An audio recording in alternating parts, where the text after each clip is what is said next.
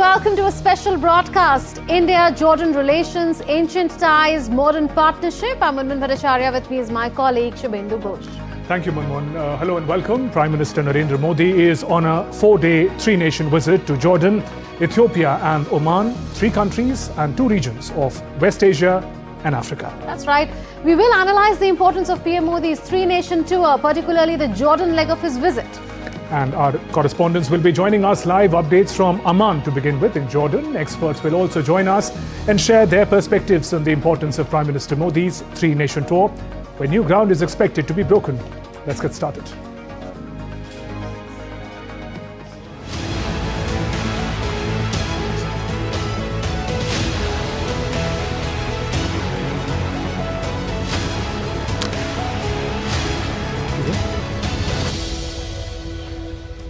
So Prime Minister Narendra Modi has embarked on a 4-day visit to Jordan, Ethiopia and Oman, with which India shares both age-old civilizational ties as well as extensive contemporary bilateral relations.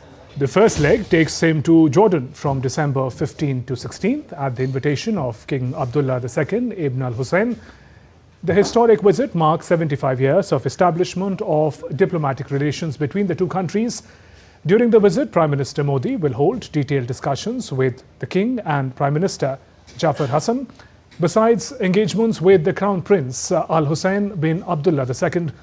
In Amman, Prime Minister will also meet the vibrant Indian community who have made significant contributions to India-Jordan ties. From Oman, at the invitation of his Ethiopian counterpart Abiy Ahmed Ali, PM Modi will pay his first visit to this East African country. Addis Ababa is also the headquarters of the African Union. Remember, in 2023, during India's G20 presidency, the African Union was admitted as a permanent member of the G20. Also in Addis Ababa, PM Modi will hold detailed discussions with his counterpart and also have the opportunity to meet the Indian diaspora living there. He will also have the privilege to address the joint session of Parliament, where he will share his thoughts on India's journey as the mother of democracy and the value that the India-Ethiopia partnership can bring to the global south. On the final leg of his journey, Prime Minister Narendra Modi will visit the Sultanate of Oman. The visit will mark 70 years of establishment of diplomatic ties between India and Oman. In Muscat, he will hold discussions with the Sultan of Oman and towards strengthening strategic partnership as well as strong commercial and economic relationship.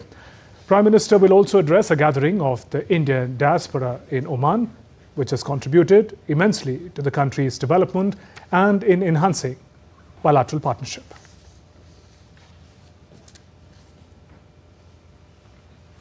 So marking 75 years of ties, the Prime Minister's Jordan visit will review bilateral relations and regional issues, giving fresh momentum to India-Jordan partnership.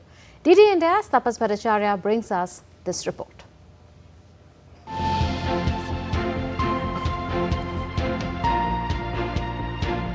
In West Asia's complex geopolitical landscape, Jordan has emerged as a stable and trusted partner for India, anchored in shared commitments to peace and regional stability. Prime Minister Narendra Modi will undertake a 2-day bilateral visit to Jordan starting Monday at the invitation of King Abdullah bin al-Hussein. This marks the Prime Minister's full-fledged bilateral visit to the kingdom and coincides with 75 years of diplomatic relations between India and Jordan. It's a truly historic and a landmark visit. This is the year when we are celebrating 75 years of establishment of diplomatic relationship between India and Jordan, and perhaps this is the most memorable occasion, and we couldn't have asked for more. We are all looking forward to his presence in our midst, the Indian community here, and His Majesty and the entire government and the leadership have been extremely positive and responsive to this memorable occasion, and we are all geared to ensure a very smooth, successful and productive visit. During the visit, Prime Minister Modi will hold talks with King Abdullah II to review the full spectrum of bilateral ties and exchange views on key regional and global developments. Prime Minister Shri Narendra Modi will embark on a bilateral visit to the Hashemite Kingdom of Jordan from December 15 to 16 2025. This will be Prime Minister's first full-fledged bilateral visit to Jordan, which is coinciding with the 75th year of establishment of diplomatic relations between India and Jordan. Bilateral visit is taking place after an interval of 37 years. India and Jordan share warm and friendly relations marked by mutual trust and goodwill. The relationship spans across sectors, including political, economic, defense, and strong people-to-people ties. India-Jordan economic relations have grown steadily over the years. India is now Jordan's third largest trading partner, with bilateral trade valued at nearly $2.8 billion. Jordan plays a vital role in India's food security, supplying critical fertilizers such as phosphates and potash for India's agricultural sector. Both countries are exploring new areas of collaboration, including green energy, water technology, and food security. Tourism cooperation, along with education and digital innovation, is emerging as the next frontier as India and Jordan work towards a future driven by knowledge and innovation. With shared values, growing economic ties, and new areas of cooperation, India and Jordan are poised to take their partnership to the next level, turning 75 years of friendship into a future of deeper regional cooperation and mutual growth. With Camperson Ashish, this is Tapush Bhattacharya for DD India from Jordan. Meanwhile, members of the Indian diaspora in Jordan are enthusiastically looking forward to welcome Prime Minister Modi in Amman.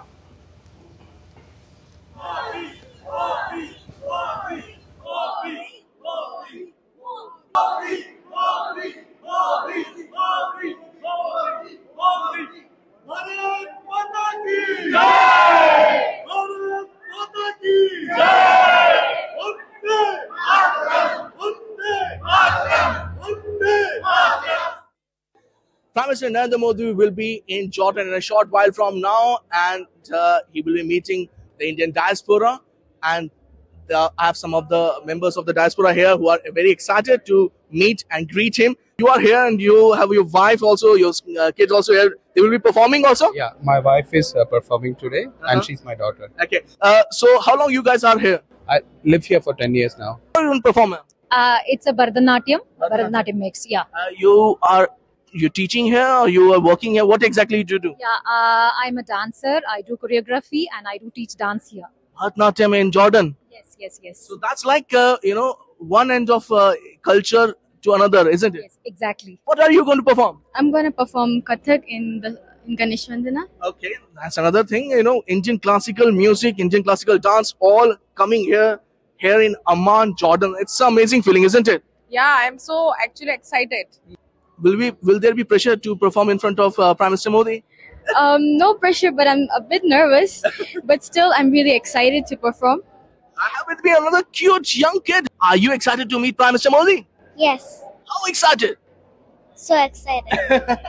So, in Amman, we see a sizable number of Indian population. How does it feel to be part of India, small India here? Yeah, we are part of small India here, and Indians are there are a good amount of Indians are here, and they are very scattered, but we get together always like once in 3 days, like, yeah. So you see, all these people, Indian diaspora members, coming here, excited to welcome Prime Minister Narendra Modi, who is going to be here for a 2-day visit. It's a part of a 3-nation tour. The first stop is here in Jordan. With Camperson Ashish, this is Tapush Bhattacharya for DD India from Amman, Jordan. Meet and greet him.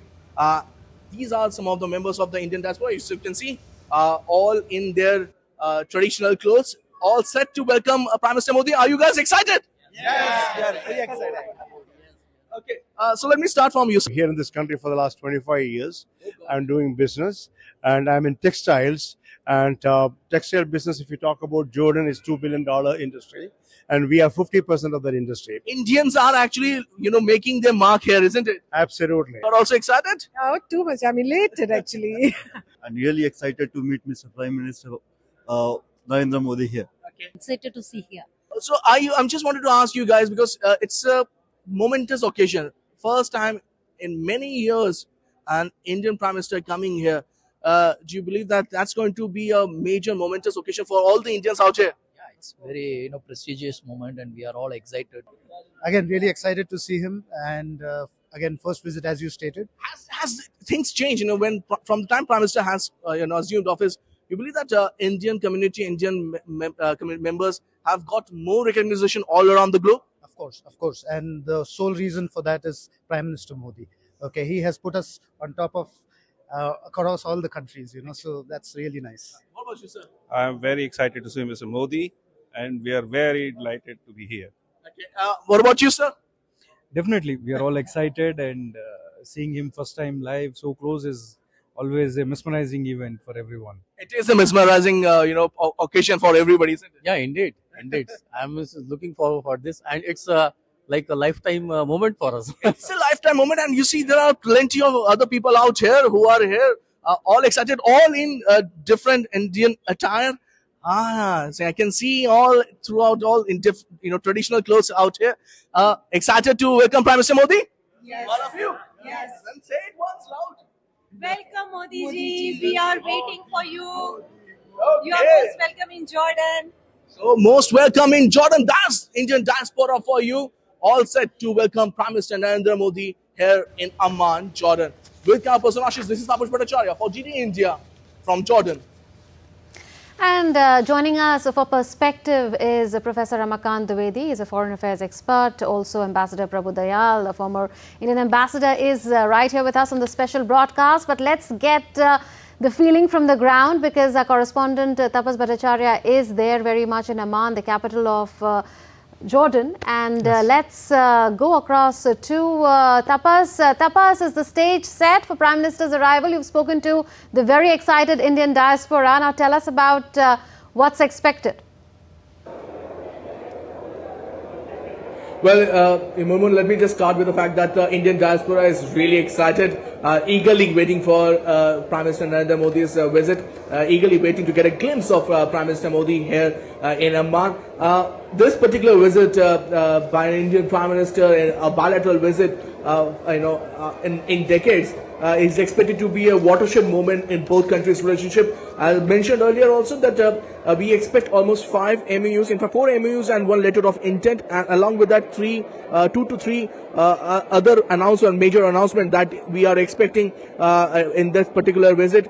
We also believe that there will be a talk on the Middle East economic corridor to Europe. That's another point that I'm sure there are people will be discussing in this particular visit. Both leaders, the King Abdullah II of Jordan and Prime Minister Narendra Modi, share a fantastic rapport, and we believe that that will translate into major announcements in a field of new and renewable energy, water management, cultural exchange program.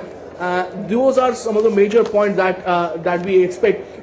Jordan is a place where it used to be one of the major focal point of the Golden Route at one point of time. In fact, Petra city is one of the 7 wonders of the world, and we expect an MOU regarding Petra and India's Ellora temple to be done at the same time in this particular visit. So what I can tell you is that each and every person here in Amman is looking forward to this particular visit. Indian community members are very excited. In fact, behind me, if I can show you, all of them have been lining here since morning to come here and to get a glimpse of Prime Minister Modi in this particular visit. So a lot of excitement in the air, and as I mentioned, this might just be a watershed moment for India and Jordan's relationship. To understand that from a perspective of West Asia, you have to understand that in that perspective. So huge moment and momentous occasion for India and Jordan. Right, Tapas, Shubhendu here. We can see the excitement in the diaspora in a short while from now. Prime Minister Narendra Modi, Tapas, would be reaching Amman in Jordan. Tapas, you took us through the expectations of the diaspora, but we understand that after Prime Minister reaches, they would quickly shift gears, and very hardcore delegation level talks will follow. Could you tell us something about that? Yes, as I mentioned, we expect delegation level talks to be happening there, and at the same time, it's going to be a closed door.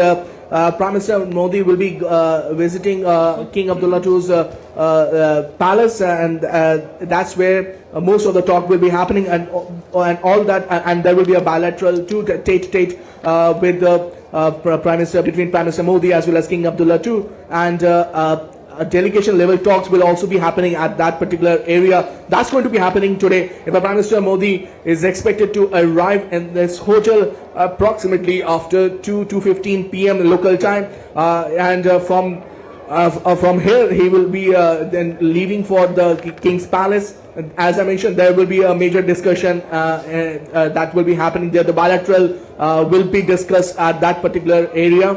As I mentioned, it's going to be a closed door affair, so it will be long before we know exactly what happens. We expect the MOUs to be signed there only. So we will be stationed here. We will be giving you updates as and when it comes.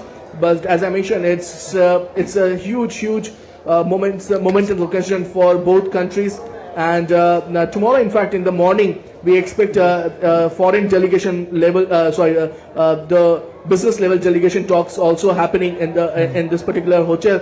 We believe that business leaders from both countries will have a talk and try to increase the trade, which is currently at $2.8 billion. They want to increase it to almost $5 billion and make it beneficial for both the countries. So that will happen tomorrow morning.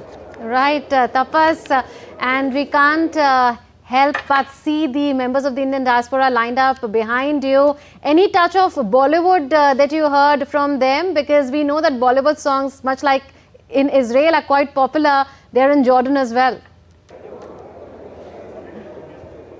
It is. In fact, not just Bollywood, all Indian film industry, they throng to this particular place. As I mentioned, Citadel, Petra, Dead Sea, these are very popular spots, and Indian film industry people come here. We expect a lot happening in the cultural aspect as well. There might be an MOU that will be there to promote the cultural exchanges, and it might just be for 5 years.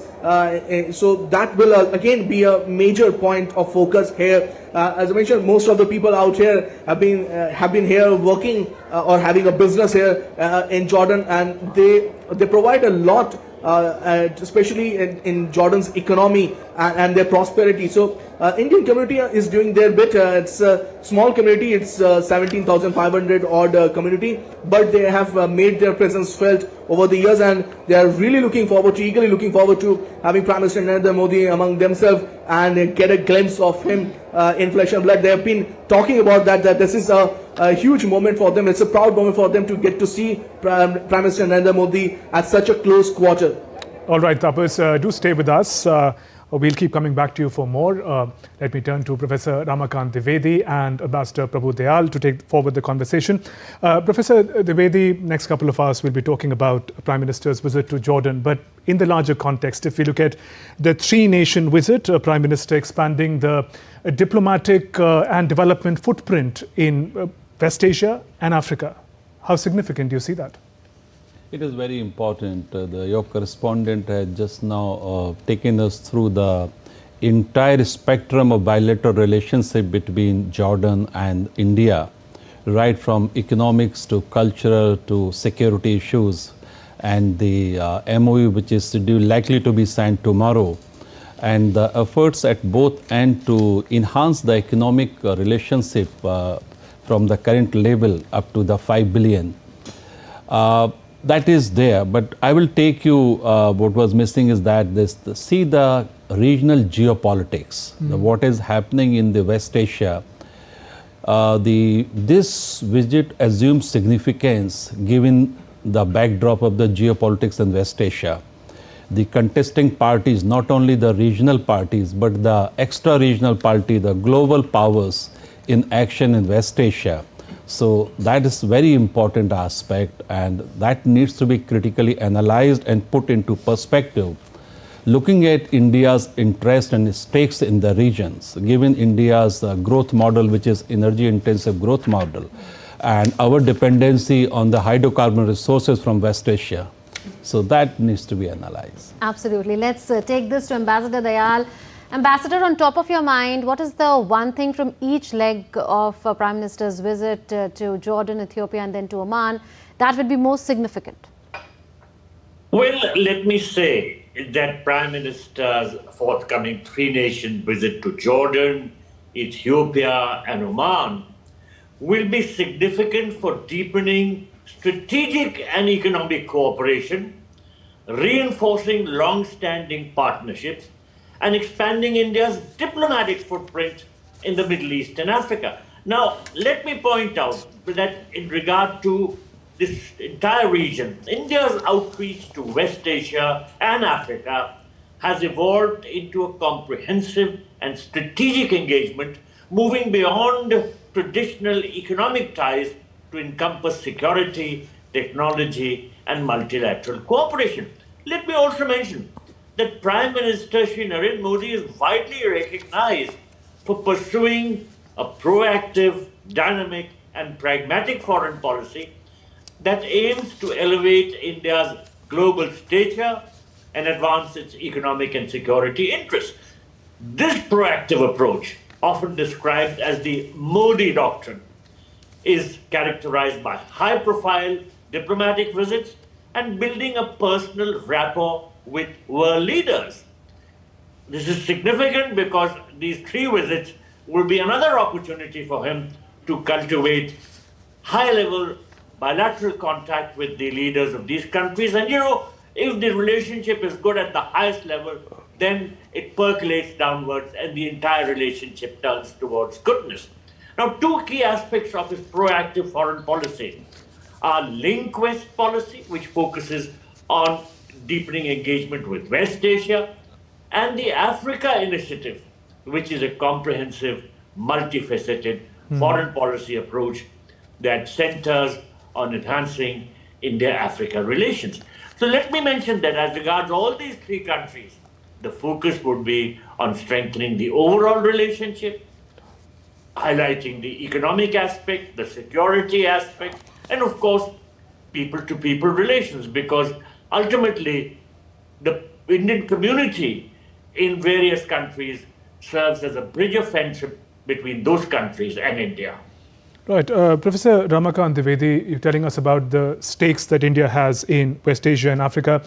Let's talk about Jordan. One sort of cannot ignore that the visit is coming at a time when the region perhaps is just beginning to recover from a prolonged conflict in Gaza. Tell us a little more about India's stakes and how India's engagement, this all-aligned nature of India's diplomatic stance, makes this visit significant. Jordan is a stabilizing force in West Asia. Historically, if you see that Jordan has been playing a role of where it contributes in the stabilization of regional peace, stability, and there this visit assumes significance because whether it is Israel-Palestinian conflict, whether it is contesting parties in Syria, whether it is Israel versus Iran. So Jordan has been playing a role of the stabilizing party in West Asia. Prime Minister's visit, apart from the bilateral entire spectrum of relationship, which is focused enhancing economic engagement, more structured exchanges in the people-to-people diplomacy. But at the regional level, I think that given India's what Ambassador Prabhudayal was, my co-panelist was mentioning just now, that India is being correctly seen as a global player in making value additions, in finding the ways how to resolve and address the emerging conflict or existing conflict in a more effective and adequate manner. Therefore, this visit and giving Jordan's historical place, which is that it is a stabilizing force, I think it is important from this regional peace, security perspective. Right. Ambassador, is there strategic alignment between India's position and Jordan's position in as far as the West Asian conflict is concerned? Because both sides favor a two-state solution, that is the state of Palestine to coexist with the state of Israel. And India has, of course, spoken out against terrorism on the issue of terrorism. We know how King Abdullah II, the King of Jordan, has supported India in the aftermath of the Pahalgam terror attack. So would you say that there is a lot of strategic congruence between India and Jordan? India is also a voice for peace and a stabilizing force is what Jordan is. Yes, of course. You know, Jordan is a stable and moderate voice in a volatile Middle East region. And that makes it a crucial partner for India's engagement in West Asia.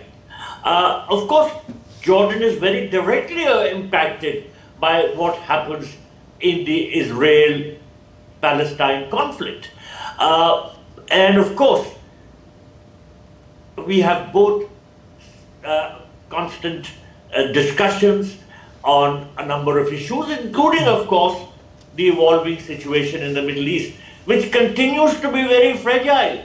You know, there are attempts made to bring peace between Israel and Gaza, but that peace is very fragile, and the chances of a long-term solution remain very, very distant because there are severe impediments. So I'm sure that India's discussions with Jordan at the highest levels will certainly see what can be done to become helpful in the peace process and see how India can play a more proactive role. Now, let me also mention that both nations share concerns about terrorism, as you were pointing out, and we cooperate on counter-terrorism efforts with high-level discussions and agreements on security cooperation.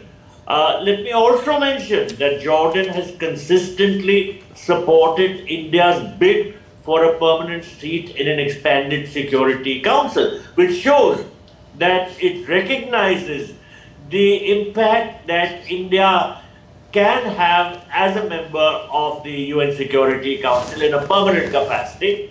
And we find that our views are often aligning in international fora, like in fact the World Trade Organization also.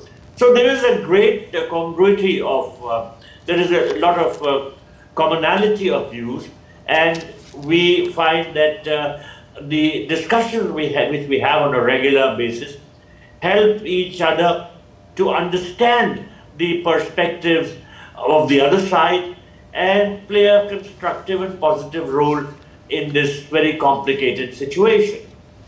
Right, let's once again get some updates from the ground. Tapush Bhattacharya, our colleague, is in Amman, Jordan. In a short while from now, Prime Minister Modi would be landing in Amman. Tapush, we're talking about India's engagement with the region of West Asia as a whole. You've been in Amman for the past few days, engaging with a cross-section of people and leadership. Can you give us a sense of the perception that people of Jordan have of India and the kind of expectations that the leadership of Jordan has of Prime Minister's visit? Right, Shubhendu, before I answer, I just wanted to give a breaking news to our audiences back home. Prime Minister Narendra Modi, in a short while from now, will be arriving at Amman Airport, International Airport. And to receive him, there will be Jordan's Prime Minister who will be going there to receive him.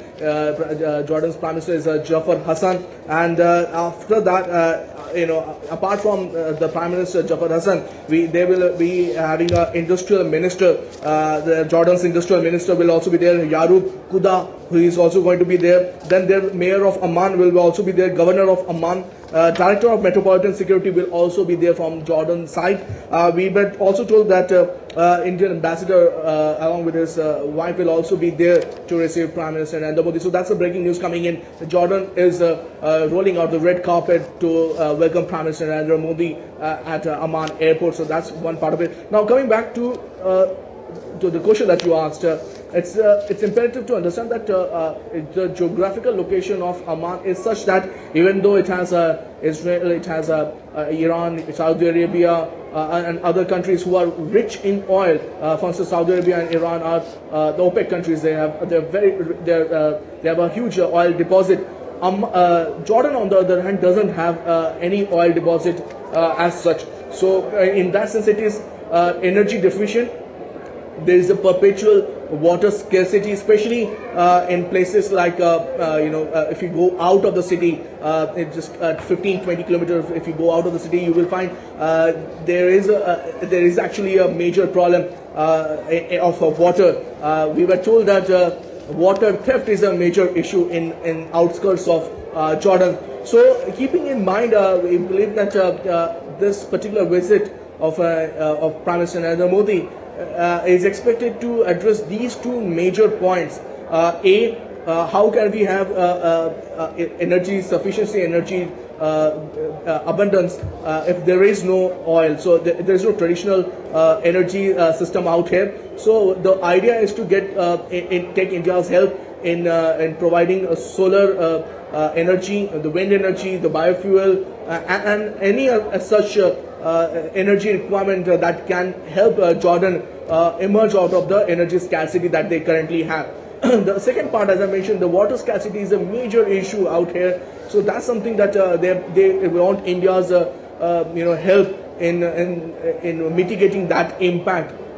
The other aspect that we see is a lot of people here in Amman are post-COVID have lost their jobs or have not had a great time. So they believe that with India's help, there is a chance of putting a lot of trade and economy back in motion in Jordan. The fourth aspect, Shubhendu, is that of, as I mentioned, the India-Jordan Center of Excellence, which is expected to provide cutting-edge technology, education to the Jordanian people. In fact, that's something a lot of people have been talking about, that India-Jordan Center of Excellence in Al Khamenei University has actually helped Jordan, especially Jordan's youth, a lot. And one believes that with India's digital infrastructure that is there, that's going to also be a boon for Jordan. In fact, we believe that during their bilaterals, this will be a major point where when both the countries will discuss in detail, in threadbare, how India's digital infrastructure experience can help Jordan, especially people who live in far-flung areas and who do not have their personal car or any other mode of commute. So that's something that they have been working on. So all these things are expected to help India and Jordan cement their friendship. It's a give and take relationship, but we believe that this particular visit will focus on areas where Jordan require more than anyone else from India, the help that it requires to overcome some of the major situations that they face currently, especially when it comes to energy and water. Right, interesting points there, Tapas. Also, you were telling us about the business relationship and the economic partnership between India and Jordan, and you told us that the target is to take it from around $3 billion, where it stands currently, to $5 billion. But also, if you could tell us what are the other expectations of the Indian business community, because we heard from one of them in the chat that you were having, and he said that 50% of the textile industry, there is a contribution really of the Indian community there. Then we have a direct flight, for instance, between Amman and Mumbai. Could there be more? How can there be a further boost or momentum given to this economic partnership? What are their expectations? Right, so quite a valid point, Moman. Let me just start with the fact that garment is a major industry here, especially from when it comes to India's perspective. Indian traders and businessmen come here, and that's something that they have been able to ingrain or put forth in their perspective in the business meet all throughout wherever we've spoken to. We saw that part. India is in fact one of the major player in textile and garment industry. The other part is that of getting critical minerals as well as potash, asphalt from Jordan. They have an abundance of potash and asphalt.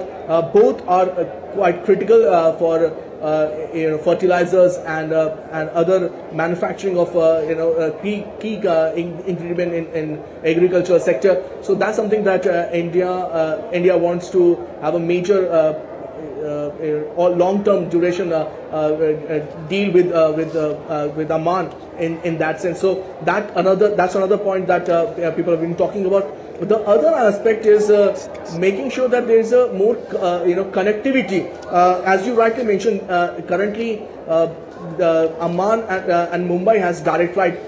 We believe that a short while there will be a direct flight from Delhi to Amman as well. So that's something that both countries are working quite a lot. So we expect that in this particular visit that might just also be announced, but we have to wait for that. The other aspect is that of cultural and people-to-people contact. That's something that the Amman and Jordan's ministers have been quite keen on. In fact, Jordan's top-level people have been talking about having more people-to-people connect so that it increases their outlook, it increases more trade volume, economic circulation. As I mentioned, they're keen on the digital infrastructure part because they believe that that's something that's going to be a game changer for Jordan. Jordan lacks on certain digital infrastructure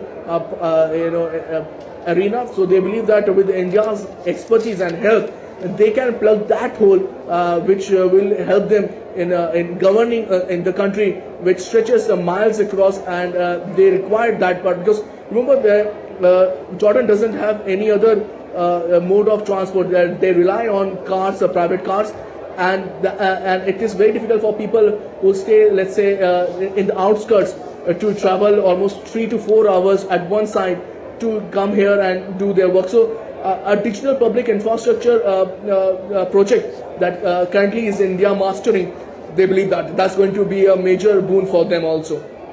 Right, Tapas, stay with us while we take forward this conversation with our panelists, Professor Ramakant Dwivedi and Ambassador Prabhu Dayal continue to be with us. Ambassador Prabhu Dayal, if I can come to you, our correspondent just informed that Prime Minister of Jordan and the Crown Prince are expected to be present at the airport to receive Prime Minister Modi. This is more than usual. In diplomatic parlance, how do you see the significance of this courtesy being extended to Prime Minister? This courtesy is not unusual because Prime Minister has been accorded this courtesy wherever he goes, and this is because of his very high standing in the international arena. In fact, every country goes out of its way to welcome our Prime Minister because it sees a great future in a relationship with India. And I'm not surprised that the Prime Minister of Jordan is coming to receive our Prime Minister because this is a very important signal which is being sent about the importance which they are attaching to this brief visit. Now let me mention that Jordan is also very important for India, particularly in the context of economic and commercial ties. Your correspondent had mentioned that Jordan is not an oil producer, but he also went on to point out that India has significant imports of phosphate and potash from Jordan. And fertilizers. These are very important commodities, phosphate and potash and phosphoric acid. These are very important for our fertilizer industry, and therefore these imports become extremely important for our agricultural sector. Now, a major joint venture project which has been set up is the Jordan-India Fertilizer Company between IFCO and the Jordan Phosphate Mines Company. So the importance of that joint venture for the Jordanian government is very, very significant, and it is it would not be surprising if they seek more joint ventures with India in this particular sector, because of course our needs of phosphoric acid and phosphate fertilizers are considerable, and they are a big supplier of these commodities. The only other very big supplier is Morocco, where we also have joint ventures. So the future of expanding cooperation in this particular area is very evident, and I am not surprised at the high importance which the Jordanian government is giving to our Prime Minister. Let me also mention that Indian companies have invested considerably in Jordan's textile sector. Right. And many Indian-owned garment manufacturing units operate in Jordan's qualified industrial zones, leveraging Jordan's free trade agreements with the US and other countries for exports. So India sees also possibly a future in that particular direction, because we do want to use the Jordanian route to the extent possible for enhancing our own exports through these joint ventures. So there is a lot of importance that both countries have for each other. Right. We'll take this forward with you, Professor. The 2 points that Tapas made on what Jordan requires and how India can provide support to Jordan in those areas. One is, he said, water scarcity. He said the challenge of water theft is there. And the other is a point that he had mentioned on the need for energy. So if you could throw some light on how India can contribute. All right, I'll come to that later. A very important point your correspondent mentioned is that the use of digitalization in social services, this is going to make value additions to the bilateral relationship between the two countries. The digitalization in various sectors which is taking place in global south, we'll be talking about when we come to Ethiopia and the role the digitalization and services, whether it is machine learning, whether it is artificial intelligence, whether it is the big data analytics, and the exploitation and channelization of digital technologies in reaching out the remote areas, as our friend was mentioning, because of the lack of proper transportation services. This is very important. And I am sure that tomorrow's discussions are going to be focused on that how to exploit this expertise which is there, or the soft power which India has, which is going to make a value addition to this bilateral relations. So now coming to the solar energy, wind energy, or the water conservation, or providing the water, clean water to the people there. India has a substantial experience in the solar and wind energy, especially in solar energy. That can be shared with them. And so is the water conservation.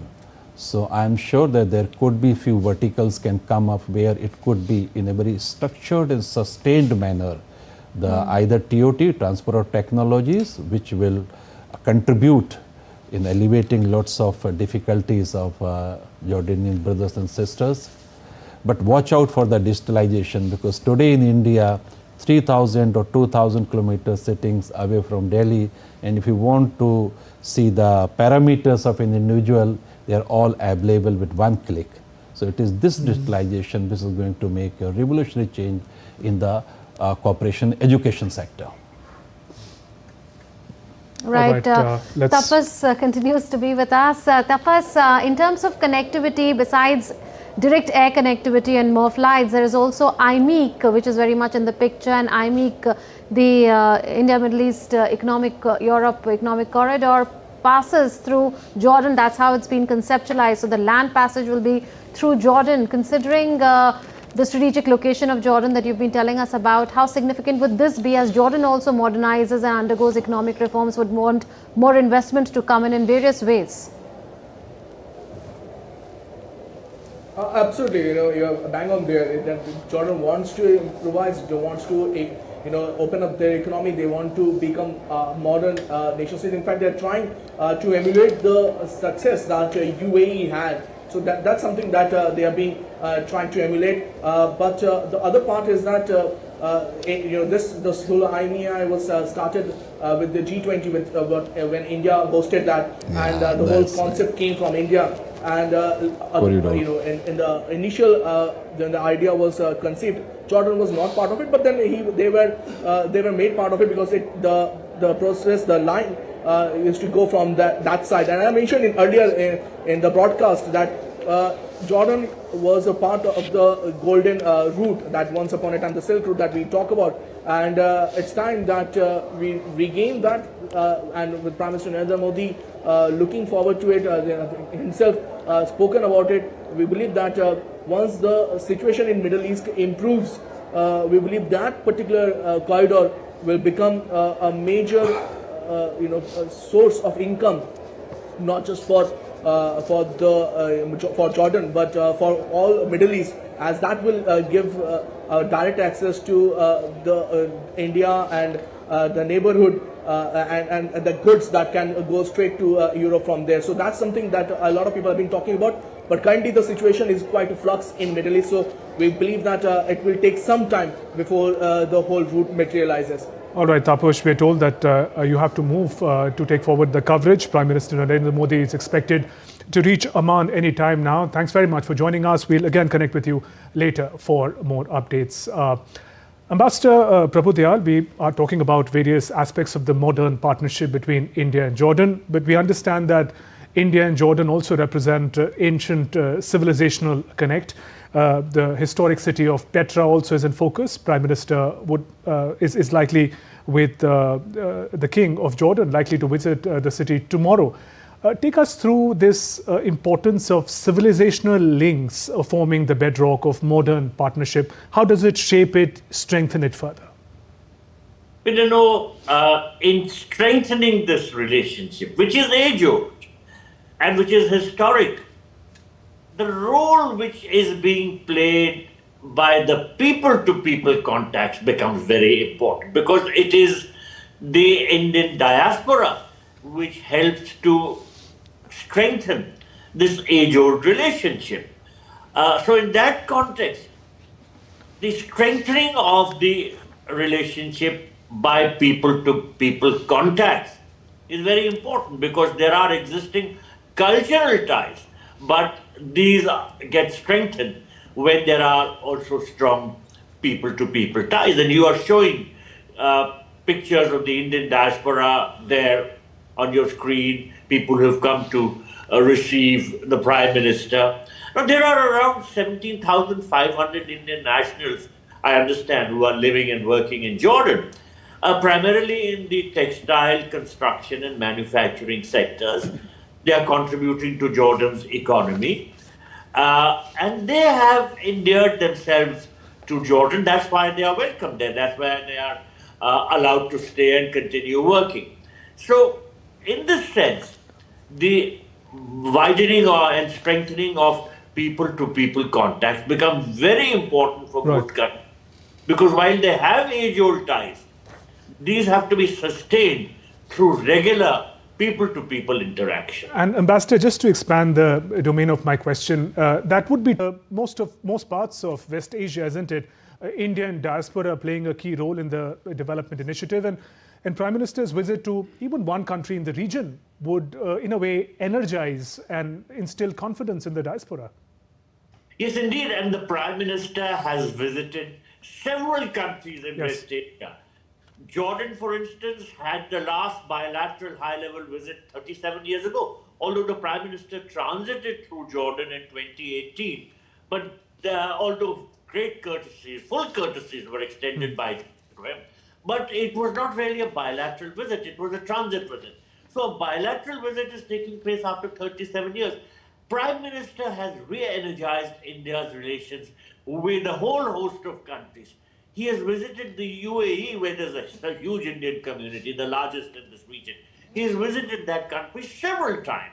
Similarly, he had paid visits to Qatar, Saudi Arabia, Bahrain, and of course he has also visited Israel. So he is trusted by both sides. He is recognized as a global citizen by people who are on opposite sides of the conflict, by Israel on one side and some of the Arab countries who are otherwise hostile to Israel and who don't trust Israel. Regardless of all that, they trust our Prime Minister, and that is why they look up to him as a person who can play a very helpful role in the conflict-torn region. So let me also mention that India has already tried to extend support. We were talking about Palestine, and India has repeatedly said that the only way out is the implementation of the two-state solution.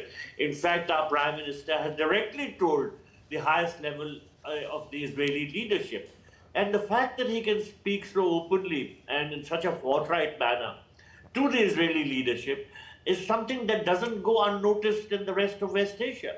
The other leaders also recognize the sort of role he is playing and how he can also further their interests, particularly in getting this conflict, which is age-old, between Israel and Palestine resolved and peace to be restored in that region. This entire region wants peace. However, there are, of course, elements and factors which work against that. So there is a lot that can be done to bring about closeness between the different sides and to end the conflict situation. And Prime Minister is seen as a statesman who can play a very helpful role in that context. Right, Ambassador, I would also like you to weigh in on the importance of Jordan and Oman both being OIC members, Organization of Islamic Cooperation members, and we know how Pakistan has tried to abuse the OIC forum with its anti-India propaganda.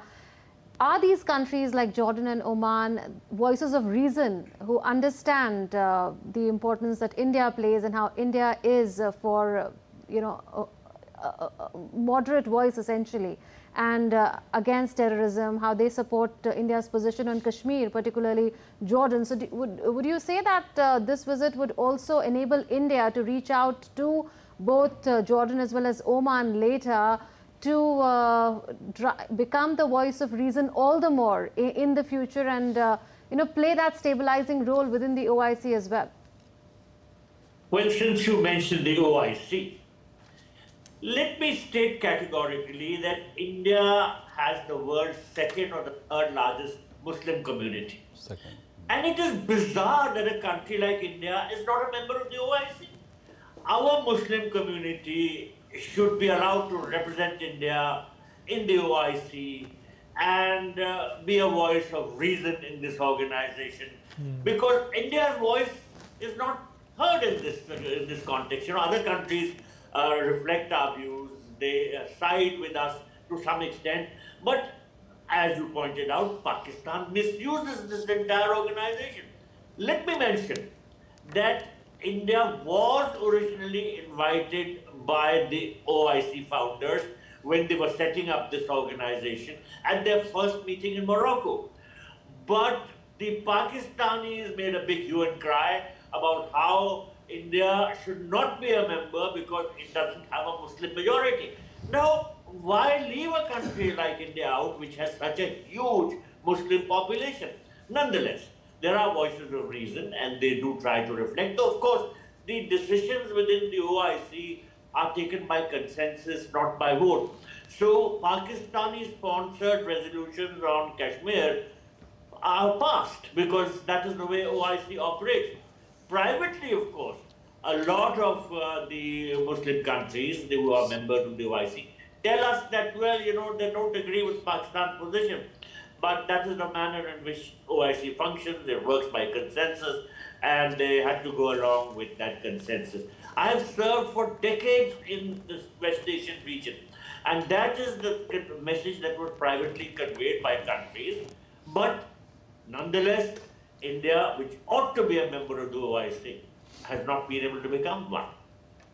Professor Ramakant Dwivedi, the point that Ambassador mentioned about how Prime Minister Narendra Modi and India are trusted by all sides in West Asia, the adversaries, and it's a rare achievement for any one leader, any one country. Given that India is in that unique position, and given that India also has regularly played an important role in providing development aid assistance to Gaza in particular, which has been affected by the conflict, could regional peace feature prominently in the talks between Indian and the Jordanian leadership? I'm sure, as I mentioned in the beginning, that Jordan is seen and has acted as a stabilizing factor in West Asia. And it's very important to understand that there cannot be a peace unless the people have faith in the peacemaker. And there the trust of India is very high. Whether it is Israel or the opposition party, whether it is Iran or the opposition party, they have faith in India. They have that belief in India that India could play an important role in establishing peace and security in the region. So I'm sure that this is going to be a part of that, because it's very important given the current landscape not only of West Asia but across the globe, the triggering points and the way the global system is evolving, whether it will be unipolar or multipolar, and the role of the G20, the role of the global south, how to make the multipolar and effective and form of governance across the globe. So I'm sure that there are going to be discussion on this, and there India's standing, as my co-panelist was mentioning, that they have faith in peacemaker when it comes to India. And in the context of there being so much trust deficit, we're talking about West Asia, so in particular in West Asia, the events that have happened concerning Israel, Gaza, Iran and other nations, the idea of trust deficit and a presence of a country like India into the context, which all sides appear to support and trust to begin with. Yeah, that's absolute A, because of the civilizational link right from the ancient time till today, medieval period, current period, and India, whether it is NAM or after that, India has been playing a role of stabilizing some forces in West Asia. So that faith, you can see the people to people, when we try to understand it critically, that how this faith and instrument of faith and reliability exists between India and the number of West Asian countries, it is precisely because of the conduct of a state. It has not been opportunistic like many others. It has not been exploitative like many others. It has been with the inherent principle of win-win situation, and therefore they have faith in India. Right, Professor Dayal, we know you need to leave, but before we let you go, since you've served in the region, we also know that Jordan has its proximity to the energy-rich Eastern Mediterranean basin, and at the same time, Jordan is energy deficient. India is contributing with whatever expertise it has in solar, wind energy, etc., to help Jordan overcome that. But in terms of energy partnership, do you think that it could be a win-win partnership in future? Well, first of all, about my leaving, it's only because I have to shift to Doordarshan's Hindi channel. Otherwise, I would come to So you'll be with us, like in the larger sense of the word. All right. Yes. Let me also tell you that the reason why India is highly valued by all the countries of West Asia is because it brings something to the table. And of course, India brings a huge amount of global clout to every discussion. India matters. As a market, we are huge. Our requirements of different commodities produced by various countries are very significant. Our energy needs are great. And on top of it all, our technology is trusted and of a very high caliber. So we can contribute in a variety of ways towards a bilateral relationship. We can buy a considerable amount, and we can bring to the other side benefits which few other countries can bring. And this is something that Jordan also realizes, like the other countries in the region. We need considerable amount of phosphatic fertilizer. So we have a huge demand of rock phosphates and potash and phosphoric acid.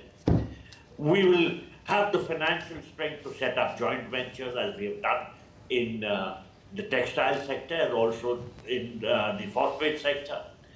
We can bring much more to Jordan in terms of benefits, for example, renewable energy and technology which is modern in every sense, in the sense, for instance, digital technology. So we are a country which many countries stand to benefit from.